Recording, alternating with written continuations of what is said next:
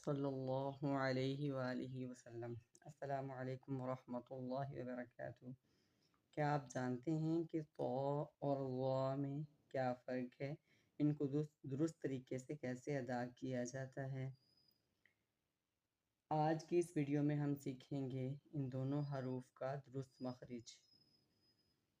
Do you know the difference between to and wa and how to pronounce that correctly? Today we will learn the articulation points makhrij of the two Arabic letters to and gha. तो ज़ुबान की नोक को ऊपर वाले अगले दांतों के अंदरूनी हिस्से यानी मसूड़ों से लगाकर अदा किया जाता है। ये एक मोटी आवाज़ होती है। The letter to is pronounced by placing the tip of the tongue against the inner upper gums just above the upper front teeth. It has a heavy emphatic sound. की प्रैक्टिस कर लेते हैं। तो इसको पुर करके पढ़ा जाएगा। तो इसको मेरे साथ दोहराएं। तो अगला लफ्ज़ जो आज हम सीखेंगे वो है वो। The next word we will learn today is wa.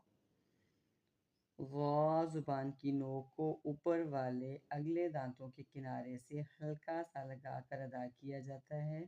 ये भी एक मोटी आवाज़ है लेकिन नरमी के साथ इसको अदा किया जाता है। The letter wa is pronounced by lightly touching the tip of the tongue to the edge of the upper front teeth.